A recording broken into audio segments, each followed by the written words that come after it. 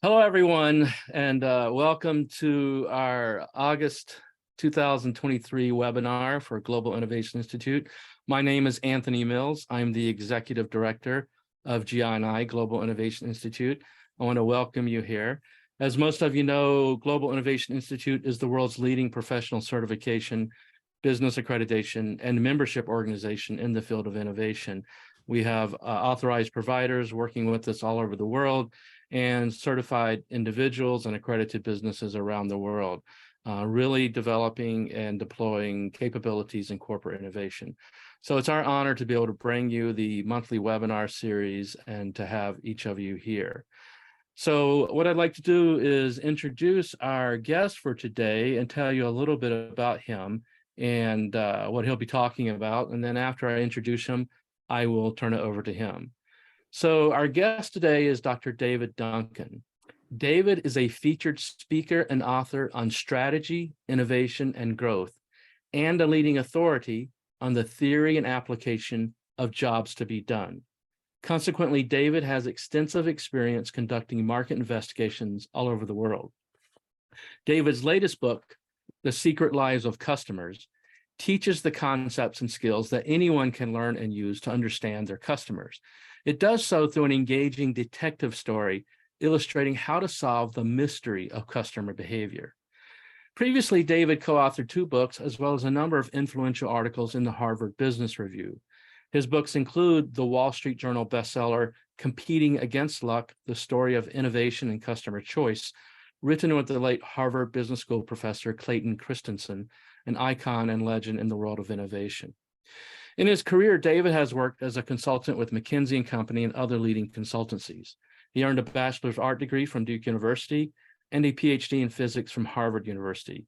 David is based in the United States, just outside of the greater Boston, Massachusetts area. Today, David is going to be talking to us about how to solve the mystery of customer behavior via the concepts and skills taught in his book, The Secret Lives of Customers. This is a very important topic, as so many organizations are trying to innovate around their customers' needs and yet struggle to really understand those needs and translate them into real innovations that resonate with their customers and thereby drive demand and adoption. So please join me now, if you will, in welcoming Dr. David Duncan. David, the floor is all yours. Great, thanks, Anthony, and good morning or afternoon or evening to everybody, depending on where you might be in the world. I'm going to share a presentation here. Let's see, and then make sure I can see the chat here. Great. Can everybody see that okay? Yes. Yep. Great. Good. Well, we have about an hour here, and I'm going to spend a little bit of time up front sharing some ideas derived from work I've done over the years on how do you drive to a deep understanding of your customers in a way that sets you up to be able to create innovations to help them. And but this isn't packed with content. So if you do have questions or comments, I've got the chat open. Feel free to ask as we go through this. And I've set it up to be a little bit interactive, so I'll have some questions for you as well as we go along. Not to put you on the spot, but just to engage your minds a little bit as we go through here. Everything that, thank you for the welcome, Dr. Abbas, and welcome everybody else. Let me just move that around.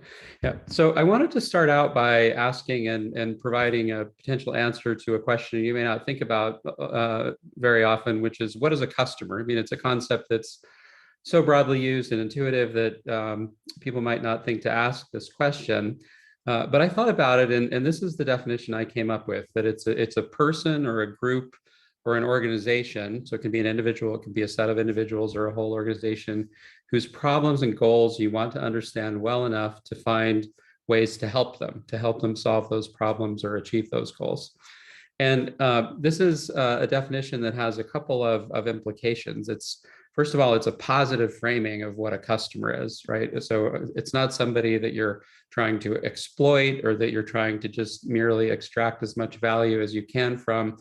It's someone whose orientation you have towards them fundamentally is about, I want to find ways to help make this person, group, organization's lives better.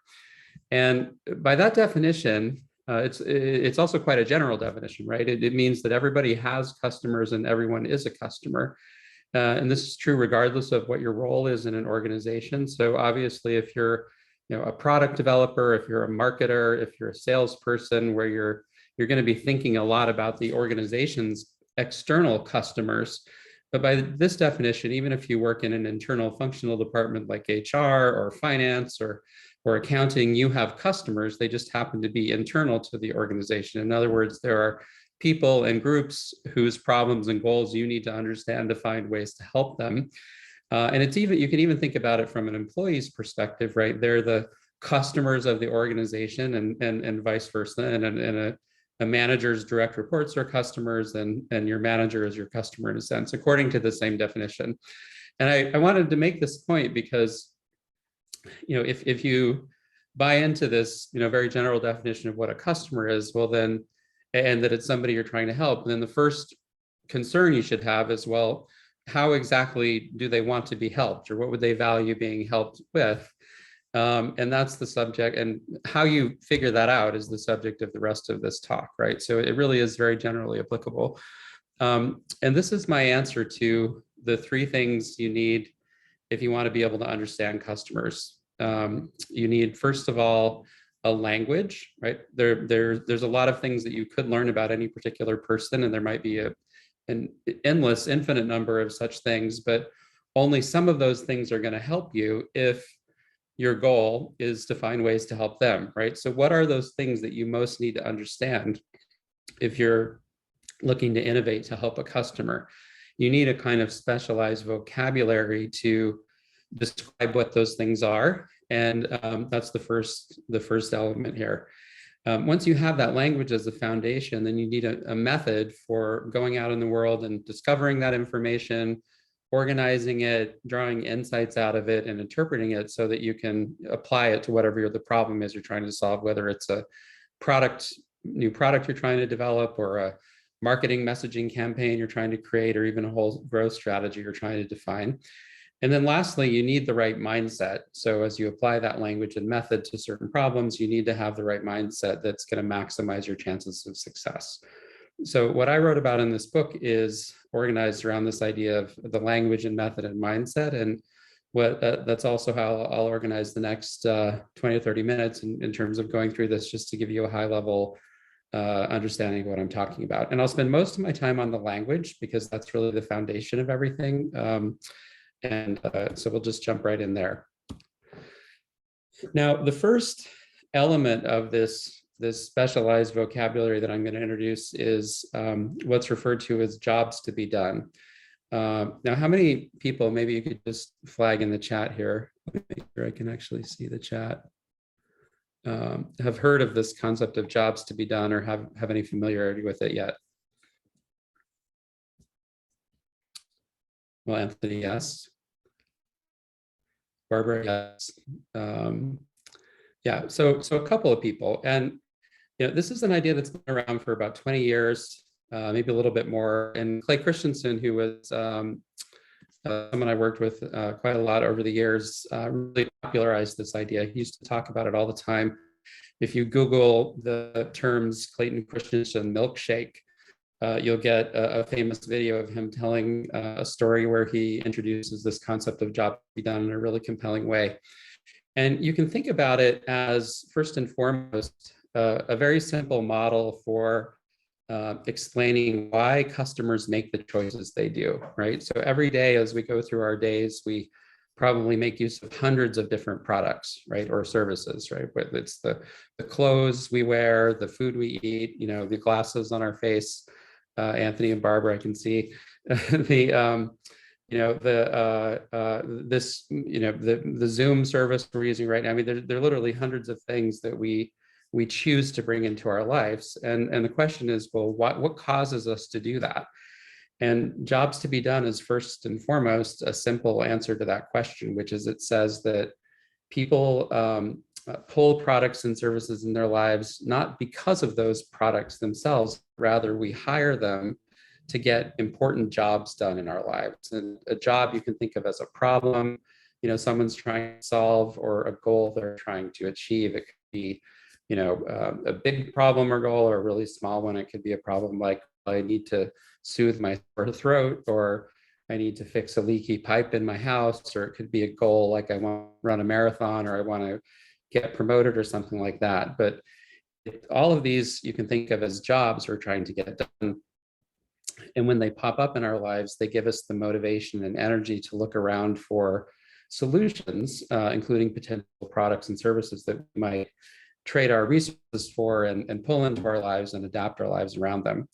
And we use jobs as a metaphor and say that rather than buy things, we hire them to get important, unsatisfied jobs done in our lives.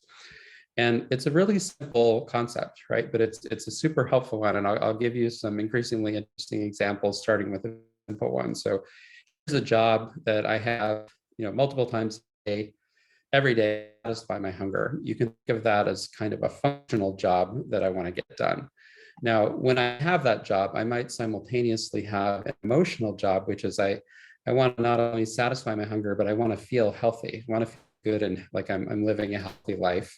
So instead of buying, hamburger, I buy a healthy salad for my lunch, or I hire it rather in our jobs language.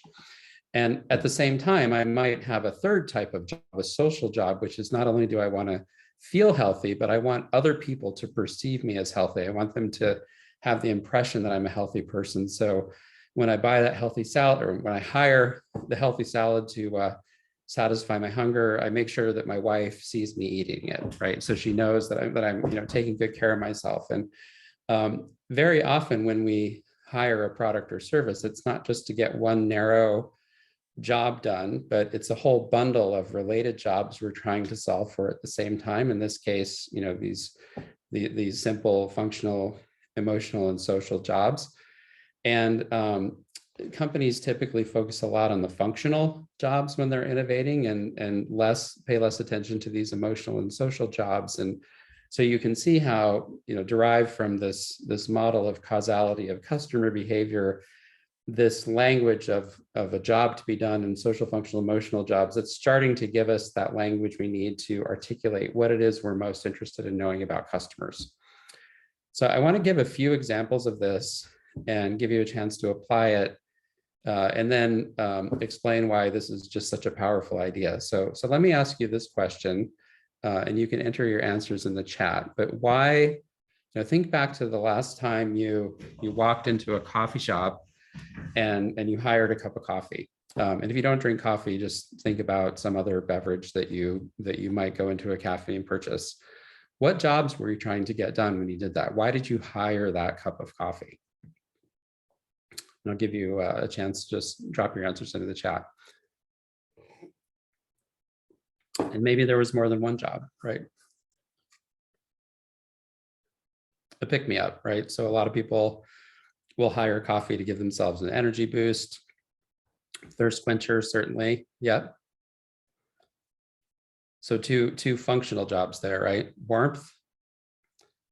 Going to the office. I love that one, Barbara. I've asked this question many times, and I always hear a new one. That's a new one. I like that. Delay going to the office. Stress. Hang out with a friend. That's another good one, right? A nice social job. So if I think through some of the common answers I've heard, over the last couple of years, getting an energy boost, certainly a lot of times people will hire coffee to be more alert and more focused. They might, many people will talk about it as being a kind of morning ritual. So they make their cup of coffee in the morning, and it's part of their routine. It makes them feel more grounded and like they're starting the day on the right foot. Taking a break, maybe treating yourself to a luxury, have an excuse for an informal chat, right? We want to have a meeting. Let's go meet for coffee. My favorite one is get free Wi-Fi. That's why I often hire going into a coffee shop and getting a cup of coffee. I might be traveling for work, and I've got a couple hours between meetings. I know I can go into a Starbucks and get some work done. And I might not even want a cup of coffee, but I'll buy a cup of coffee because it feels like the rent that I should pay for occupying a table for a couple hours, getting work done and so on. So this is just a short list, and if we spent maybe 30 minutes, we might be able to put 50 things on this list, right? There probably are at least that many different jobs that you could hire a cup of coffee for, right? And some of them are emotional, or excuse me, some of them are functional, like getting work done or free Wi-Fi, energy boost. Some of them are emotional, like take a break, reward myself, have a daily ritual. And some are social, right? Connecting with friends or meeting new people. And every single one of these different jobs, the same person might hire the same exact cup of coffee for, depending on other factors that we'll get to. Now, why does any of this matter, right? Why is this interesting? Well, I like to think about applying this jobs framework as looking at the world through a different lens. And the lens I would contrast it with is a kind of product-centric lens. So many organizations, for really rational reasons, as they become large and successful, they start to frame what they do, where they compete, their culture, even their whole identity around the products they sell. So they say, we're a car company, or we're an insurance company, or we're in, the coffee business, for example, we sell cups of coffee. When you and that's a product-centric frame, right? And it's an internally focused frame. It's a focus on the current status quo. A different frame is look at your business as, we're not in the business of selling products, but we're in the business of helping our customers get certain jobs done, right? And that's a deeper frame, because it connects you to really what the root cause behind anyone buying your product in the first place is. And I just, and I see, oh yes, good. Thanks, Barbara. The groupings, functional, emotional, and social. Yeah, it's a great thing to love because, and I didn't come up with it, by the way, or this jobs to be done concept. Some of the things I'll share are things I created, but the jobs, there's a lot of people that apply this and think about it in those three groupings. And it's a very helpful way to just remind yourself to explore those dimensions, right? When you're trying to understand an opportunity to innovate, as opposed to just focusing on the functional. Yeah. And so let me give you really an example that shows you just how profound this shift in perspective is, right? So imagine that you're the manager of a coffee shop, and your goal is to grow your business, right? So you want to attract more customers, you want to sell them more, if you want to grow. Now, you could think about your business in different ways, or you could define the business you're in different ways. You might use a product-centric perspective and say, well, I'm in the coffee business. My goal is to help people get a cup of coffee, and I want to sell as much coffee as possible, right? That's the way a lot of organizations think about what they're doing. We sell this widget. We want to sell as many of these widgets as possible. Now, a job-centric lens for you as the coffee shop manager, I just picked two different jobs from the previous page. So one is to have an informal chat or getting work done. And by that, I mean, you're either in the business of helping people have an informal chat, like that's our North Star, or I'm in the business of helping people get work done when they're on the go. Now, how different do those three perspectives look? Well, first of all, who are you competing with? Or who are you worried about either winning business from or stealing your business, depending on those perspectives? Well, if you're in the coffee business, you're going to be thinking of your competitors as other providers of coffee. It could be Starbucks, it could be McDonald's, it could be at-home coffee machines like Nespresso. However, if you're in the business of helping people have informal chats, then you're going to compete with any other potential solution that people might hire to have an informal chat. Could be going to dinner, it could be going to a bar, a party, it could be just calling them on the phone, it could be texting them, right? Those are completely different competitors, right, than in the first example. And those are still different than the third column. If you think about, well, I want to be in the business of just helping mobile workers get work done when they're running around. Well, there you're going to be competing with just staying in your hotel room and doing it, maybe going to one of those shared workspaces like WeWork, or going to a local office. So three different frames, three different lenses, and if you're the manager, right, you have to worry about your competitors and how you're going to get business away from them, or worry about them taking business from you. Who do you worry about? Do you worry about the people and the solutions in column 1, 2, or 3? Well, it depends on how you frame your business. And similarly, how you compete is going to be different. If you're in the coffee business, you're going to compete on product features and making a better cup of coffee, right? If you're in the jobs oriented business, you're going to be thinking about, well, how do I solve that job in the best way for that customer in that circumstance? And you're going to be thinking more about the whole experience as opposed to just the product in isolation. How you define your market and how big it is going to be really different, right? If you're in the coffee business, you're going to be thinking, well, gosh, how much coffee is being sold every year, and or maybe beverages as a whole, and what share of that can I get? If you're in the informal chat enablement business, you're going to be thinking about the sum of all those occasions when people want to have informal chats, and that's actually probably a much bigger number, right, than coffee sales, right? And similarly for getting work done on it.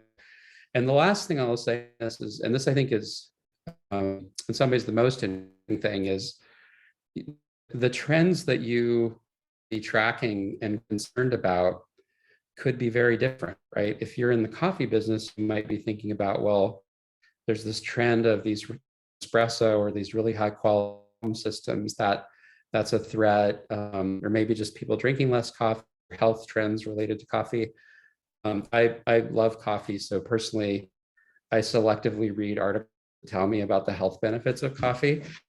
So I make sure I pay attention to those trends. But if you're in the informal chat, you're going to be thinking about changes in how people connect, or new social media platforms, and similarly, you're going to be worrying about different things in the work example. And this is just a made-up example that illustrates how different the game you're playing is depending on how you frame your business. And we could have created another column to this table for every one of those jobs on the previous page, and probably 50 more, right? And you would get probably a different set of answers for all of these questions. And so the value of looking through this lens is to, instead of just thinking about everybody that comes into your coffee shop as being the same because they want the same thing, they want a cup of coffee, they actually might be coming in for very different reasons. Or it could be in person, right? Like Barbara could go into the coffee on one day to get a pick-me-up, on another day to have an informal chat, another day to get work done on the go. Again, it's the same person. She might be buying the same cup of coffee in the same cafe for completely different reasons. So this jobs line gives you a way to piece all of those reasons apart and think about those as different innovation opportunities, and then act accordingly in terms of how you compete in. Maybe I'll just pause there. Any questions, comments at this point?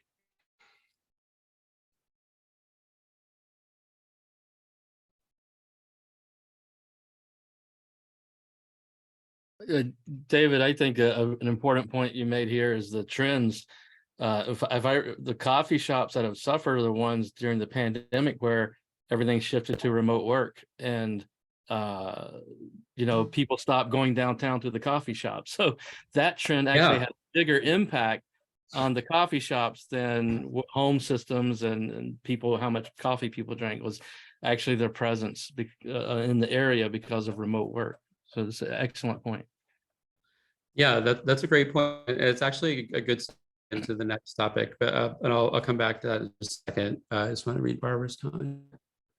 Yeah, it's hard to always know what issue one's solving for. Each has a different approach. Yeah, I think that's great. And if you are, and the first step is to have this frame, right? Which is that your goal isn't to actually figure out how to sell more coffee. It's firstly to figure out, well, why are people hiring coffee in the first place, right? Like what, are there different reasons, right? And then which of those are the things that we want to focus on, right? Like, uh, and where do we think we can decisively create a better system that we can defend, and that going to be excited about. So, oh yeah, I wanted to make one other comment here, was just that if you're familiar with Clayton Christensen's work, so he wrote, probably everybody's heard of his book, The Innovator's Dilemma, right? Which is, his first book, and the one that really made him famous, where he introduced the concept and the theory of disruptive innovation.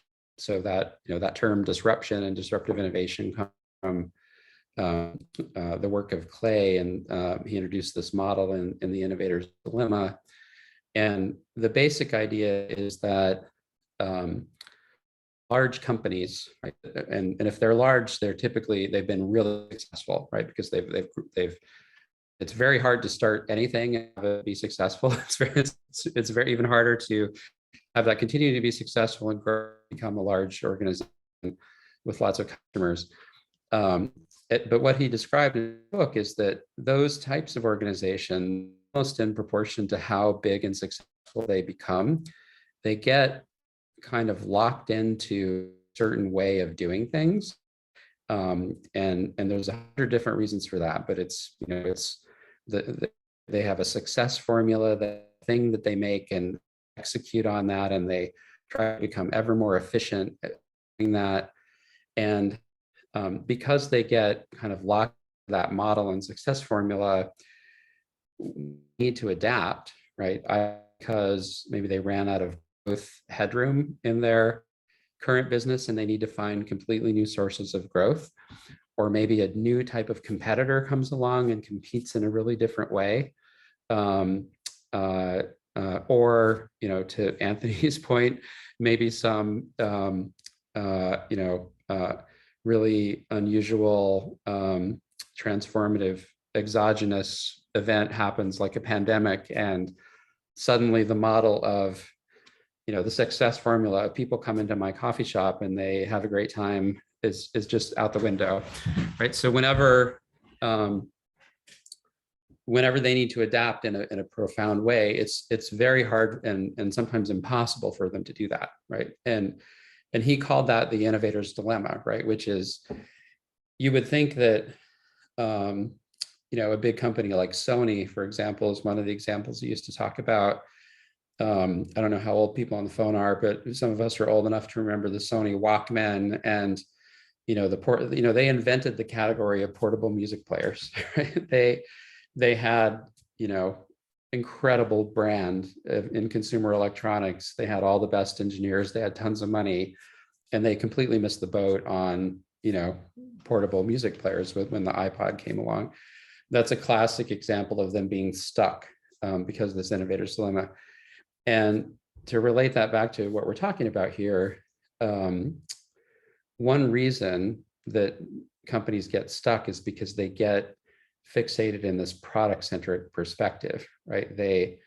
It's like Kodak and silver halide film as the sustenance, missing the boat on digital photography, right? Because they couldn't adapt because they were so ingrained in thinking of themselves as a film company. And so the other, I think, power of this jobs to be done lens is that it enables you, at least temporarily, to decouple yourself from those constraints and think about this more fundamental driving force of what customers want and value, and gives you at least one avenue to go to try to stave off being disrupted. So I will. Oh, Barbara, you're saying you saw this during your 12 years at Mars. Do you want to describe what it is you saw there, or would you be willing to say a couple sentences about that? Not to put you on the spot. It's fine. Yeah, but and NDAs aside, but yeah. Of course. Don't say anything that is yeah. But you have, pet food, sugar, chocolate, the rice division, drinks division, so many different things, but the patterns of doing things are very similar.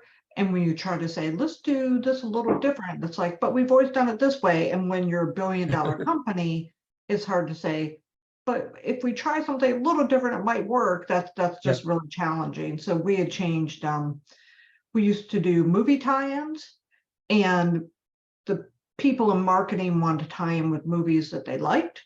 And we had gaps in sales.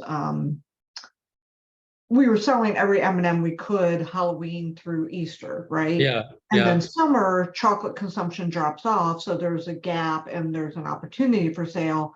So I was like, why are we doing any movie tie-ins except summer? We should only do them for summer. But they were able to point to, oh, well, we've done this one at Christmas or that one at Halloween, but there wasn't a need for that boost in sales. So I shifted it to only doing it in the summer when they had the gap in sales anyway. And then incrementally that increased revenue, depending on the film, like $7 to $11 million roughly, on average, like around 9. But it took a lot of meetings to say, let's not do it in this time frame, even though we've done that before. So.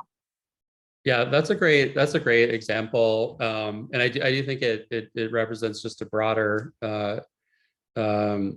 phenomenon in large organizations, right? It's just and a lot of times I don't know if this is the case in your particular example, but in many cases the inertia or the things that are resisting change are really rational. It's not like it's not like and that was I think part of Clay's genius is that I think one of the reasons Clay became so renowned was not just that he had these really great ideas, but he was a great marketer and sort of packager of ideas and storyteller. I mean, just as good as anyone I've ever seen. He's a great writer, great speaker, and the way he got this idea across was that it's not that these people leading these big organizations are dumb or incompetent. He's like, they're doing all of the things you're supposed to do, and that we, Clay, that we teach them at Harvard Business School to do, and that's why they fail to respond to disruption, right? That's why it's such a profound problem, right? It's because there really is a tension between the things that you need to do to get to that point, and then the way to adapt. So I don't want to belabor that concept too much, but smart people, rational concepts, and incentives too, right? Anyway, so that's a little bit of a tangent on disruption. So back to the topic at hand. So we're talking about the 3 things you need to do to understand customers. You need this language, method, and mindset. The first element of the language I introduced is just this idea of jobs to be done. There's a few other elements. I'm not going to go into all of them in nearly as much detail. You can read about them in this book, or there's also a course I did on LinkedIn Learning that might be accessible to your organization. If it's not, you can connect with me on LinkedIn, and I can make it free to you if you're interested in watching it. But it goes into all this in more detail. But I did want to introduce one other idea here, which is, there are other elements of this language. So the first one is jobs. We talked about that. The second one, and the only other one I'll talk about, is this idea of a circumstance. So we don't have these jobs in a vacuum. There's always some context within which a particular job appears to any customer. And that context is really important because it could influence what the jobs even are, whether we have that job or not. Also, what solutions are available to us, how we might evaluate them, and so on. So we need a word for that in our language. And the one that I used is this word of circumstance. And it's really the intersection of a circumstance and a job that puts some boundaries around a potential opportunity to help a customer, right? And not necessarily a good one, but a potential opportunity to help a customer. And then once you have understood the circumstances and jobs, the other things you want to drill into and the other elements of this language is, okay, well, what are they hiring today? What are those current solutions for that job and that circumstance? How do they define what a quality solution is? How do they think about that? And then, this might be taking the jobs metaphor a little bit too far, but what are the help wanted signs, right? Like, are there any indicators that for that job and that circumstance, relative to current solutions, relative to how do they define quality, there's opportunities to help them to help them get that job done better. In other words, there's an opportunity for an innovator. And I am going to talk just a little bit about this idea of circumstance, because I think it's something that even people that are into this jobs to be done stuff don't emphasize enough, and it's just as important in my view as this idea of a job. So let me go into that in a little bit of detail. So I think about the circumstances, it's the relevant context for getting a job done. So what do I mean by relevant? Well, it's relevant if it's a factor that influences whether or not you have a particular job, whether or not what the solutions are available for it, and how you think about getting it done. So let me give you a couple of examples so it makes sense. So let's imagine that you take the job of, I need to get from point A to point B, right? It's a job that people have had for thousands of years, and you decide to hire an SUV to get that job done. So why might you decide on that solution versus another solution? Well, it could be because of certain circumstance or context factors that influence your decision. So some of these circumstances can be like situational. So things like, well, where am I, or what time of day is it, or who am I with, or what other things am I doing? So maybe my situation is I live out in the suburbs, or maybe I live in an even more rural area where the terrain is a little bit rough in some spots. Maybe I'm carrying passengers all the time, so I need a relatively large vehicle. Maybe when I travel, I take a lot of stuff with me, so I need a larger vehicle. So these are contextual factors. They're different than the job itself, which is I need to get from A to B, but they influence what a good solution might look like. Other types of circumstances can be demographic. So things like, well, what stage of life am I in? What's my family status? Am I single? Do I have a big family? Am I retired? Am I an empty nester? Socioeconomic. So all the kind of typical demographic factors. And some of the demographic factors that might influence your choice of an SUV for this job. Well, maybe I've got a growing family, so I want to make sure I have room to grow into it. Maybe I'm relatively affluent so that I can afford a more expensive vehicle, and I can also afford the gas associated with a bigger vehicle, right? So you can see how these things start to interplay: the jobs, the circumstances, and then the solutions that might look attractive to me.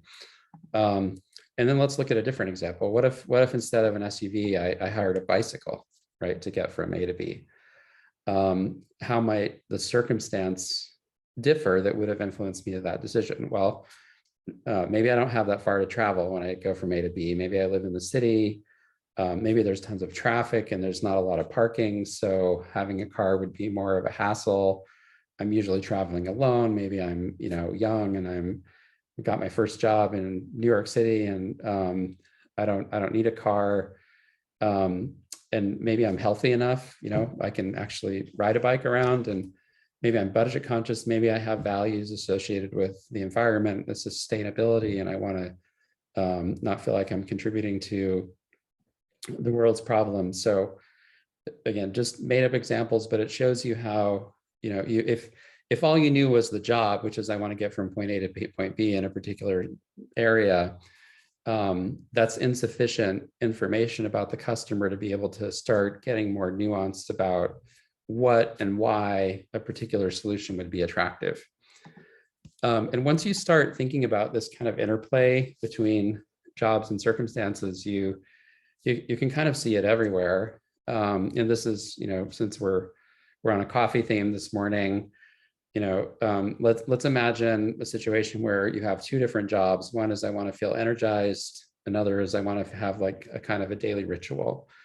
And then two really simple, different circumstances. One is that I'm either in a rush or I have a lot of time, right? So the solutions I might hire to those jobs will differ, same job, depending on the circumstance. If I want to feel energized and I'm in a rush, well, then I might hire a cup of coffee. If I have a few hours, maybe I'll go to the gym and exercise, and that'll give me energy.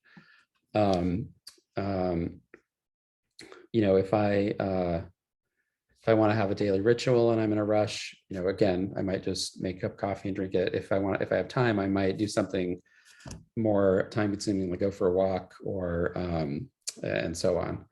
So just the headline here is just it's really this intersection of a job and circumstances that starts to put boundaries around opportunities, and then once you get that, you can drill in deeper and explore these other things. I'm just going to look at the time, so I'm going to try to wrap up here soon.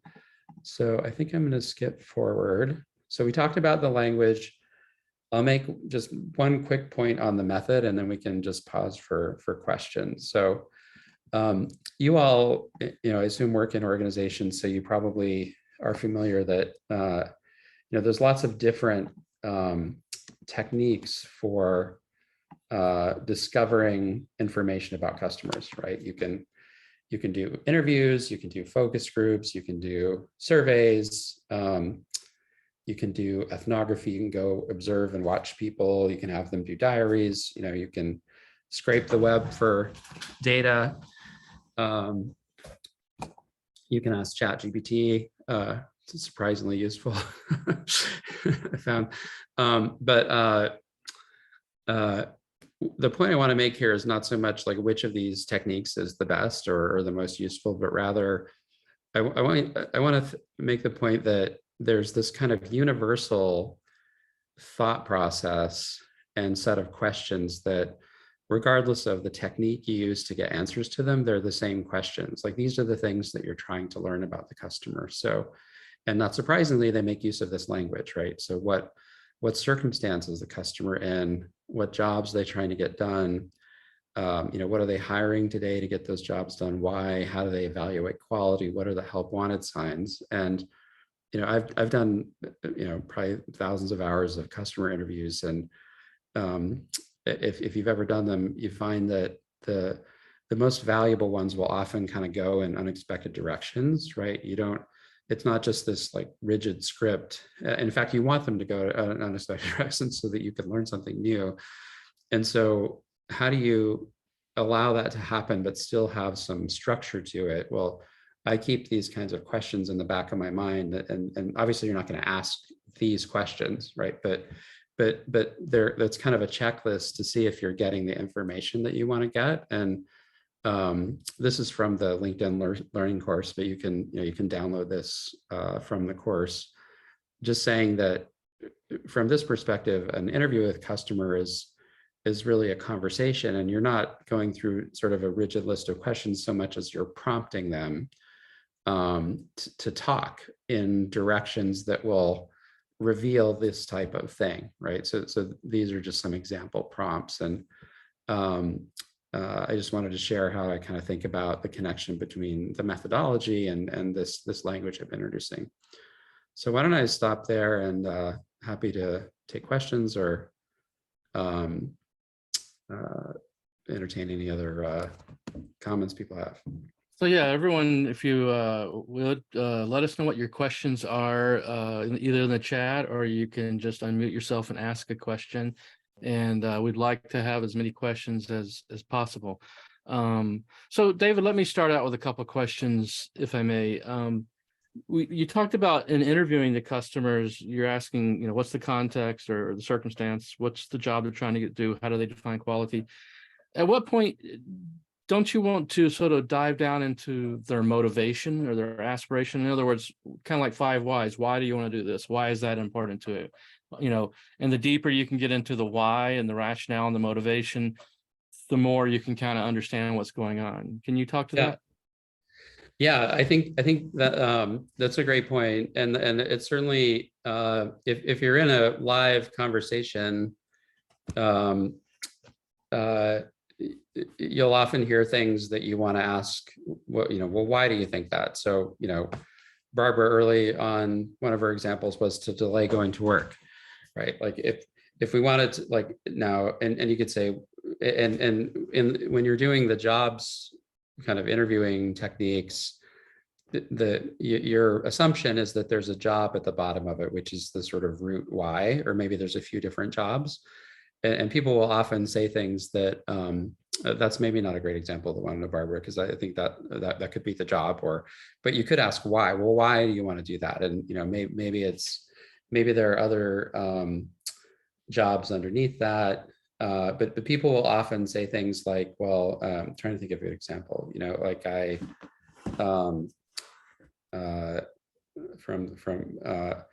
they'll either answer, they'll start talking about a solution that they want, that they like, or that their need is really about, well, I really need just a better cup of coffee, or I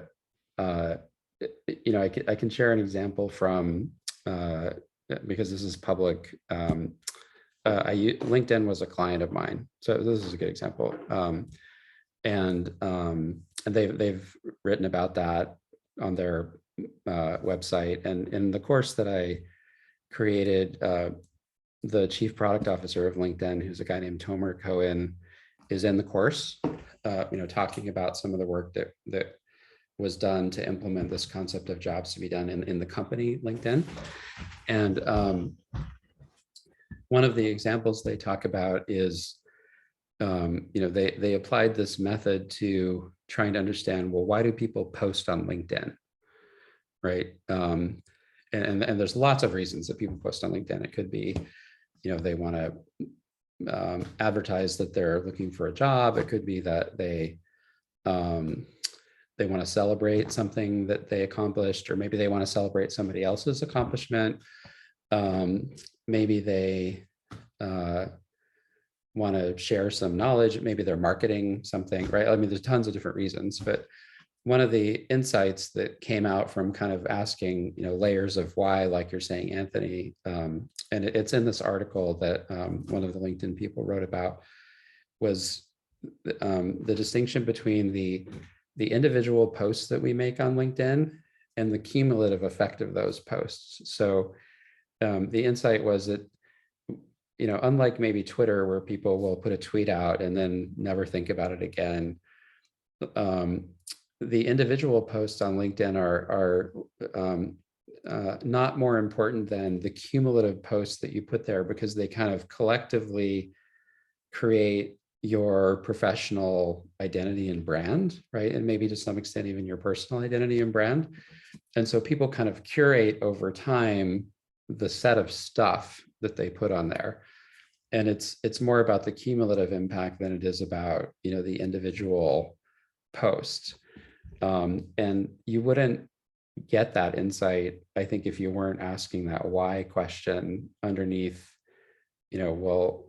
I posted this one thing because I was excited for my coworker, or I posted this, or maybe I shared a news article that I saw that, but it's about the kind of cumulative effect of those things rather than the individual posts. So that's kind of a long-winded answer to your question. Yeah, but I think you're right. I mean, so much of this is peeling back the layers of the onion, is understanding what their aspirations are and the reasons to, and once you kind of get to an aha at some point, like, oh, there's the real problem they're trying to solve, or the real job, or the real goal. And now we can solve for that better. There's right, exactly, right, like buried down into layers of things. Yeah, because if you think, oh, well, what I'm really trying to help is people post, news articles they care about better, like that could be a thing. But if what you're trying to do is help them curate, or maybe convey their values, like via the types of things that they post, like that could lead you in different directions in terms of how you might innovate, right? If you're Absolutely. LinkedIn. Yeah, absolutely. Barbara had a question. She said, was there an insight in particular in your research about consumer behavior that you found surprising? and how much of that decision-making process is emotional and in the moment, and then looking for a more rational sounding why later on. Great questions. Yeah, I think that, because some people will say, well, like I had said, Jobs has only been around for about 20 years. There are lots of companies that don't use it and like create great products. So if people will say, well, how is this any different from any other method or better than any other method? And um, the way I think about it is it's um, it there's I think what a lot of organizations need is for the average person, like not necessarily the PhD market research scientist, right? But just so I think the value that LinkedIn, the company, found in it, and they rolled it out to the whole organization. So like thousands of people use this concept of jobs to be done. Was the language aspect of it, right? Meaning there's a sharpness to the terms that focus people on the right things, right? Whereas if you say, if you talk about needs or wants or some other word, it's a little fuzzy and vague, and it's also a little bit of a weird language. It's slightly strange. So it just forces people to be kind of conscious of that. And to Barbara, your point about the social functional emotional terminology, it focuses people on the breadth of those types of jobs too. And so I think that as I thought about what, why had this caught on and why did people found it compelling, I think that's part of it. It's that it just gives you a kind of a sharp and distinct language for having a shared language of talking about customers. And then I think your point about decision making emotional in the moment versus later on, I actually think this is where you see the limitations of this as a methodology, because it does in a certain way, it does we make decisions all the time that are not based on, oh, I have a problem to solve, I'm going to go solve this problem. right. That's not why people addictively scroll through Twitter for an hour that they didn't mean to, or who knows what else. And so that, I actually think that is where you get into things that I don't know much about, like behavioral science, and it's like how do you and I think that would be an interesting thing to try to expand it to. However, I do think as a product developer, it still gives you a way to articulate what people are trying to solve for, even if the people don't necessarily consciously do that all the time. Does that make sense? Yeah. And Dan Kahneman, in his book, Thinking Fast and Slow, he really got into that a lot, about how our decision-making is not rational. It's much more emotional. Right. And there's so many cognitive biases that get in the way. And I swear I think a lot of times you can't just ask customers things. You got to just spy on them and watch them, right? I agree. Watch their behavior, not just ask them things, but actually watch their behavior. Because a lot of times what they tell you that they do is a lie. It's not intentional, but they're not aware of what they do sometimes, right? They're not always aware, and they're not always aware of what logical or rational motivation they have. Sometimes it's purely an emotional thing, and you have to watch their behaviors and see what they actually do and try to discern what their reasons are for these things. But yeah. Another thing, some have talked about, in addition to functional, emotional, and social needs, some have also introduced a fourth category of transformational needs. Like how does this product help me to become a better person? Or someone once said, people don't buy products, they buy a better version of themselves. So have you encountered this transformational or truly aspirational element of that, or is that overblown, you think? I'm not entirely sure what that is about. Like I don't know that I know enough about it to comment on that. What I would say is that, like, I do think when we wrote Competing Against Luck, we defined a job slightly different. We said it was about the progress you're trying to make in a particular circumstance. And the idea was, why do we do anything? Well, we're we're currently in state A, like here I am now, and I imagine state B would be better. And so to get from A to B, I got to do certain things. I have to get certain jobs done. And so you can use them as a way to break down how I want to move from where I am now to wherever I want to get to. And I suppose you could, I'm not sure if that's what they mean by transformational jobs to be done. It sounds like they mean something like bigger, because I could say, well, right now I'm in a state without, a candy bar, and I'm going to be happier if I like get one and eat. Like, I mean, it could be very, very small. Well, I think it's strongly tied to the emotional and social needs of people. Yeah. It's just like when I get a better job or a pay raise or a promotion, that's a better version of myself. And ultimately, I think we have these day-to-day jobs and needs that we want to do, like be social and get a cup of coffee, eat food. But I think in the longer run, we also have these transformational aspirations that I want a better job, I want a better title, I want more pay. And so I think we hired things for those jobs as well. I think that's where that comes into play.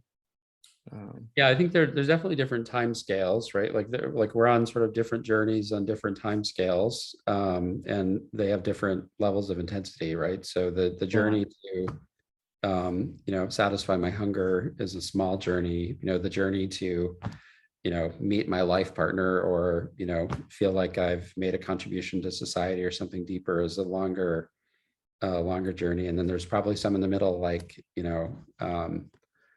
get back into shape, or that's a great way to frame it, I think, is that there's different timescales, different journeys, and we have some jobs that we're trying to do in the short term, some in the more medium term, and some jobs that we're trying to do in the long term, which, when you think about your career as a whole, there are jobs along the way, but the more long term they get, the more abstracted they get, and the harder they are to probably address. It's much easier, I think, to address things in the here and now in the short term than it is in the long term. That's a great point. Yeah.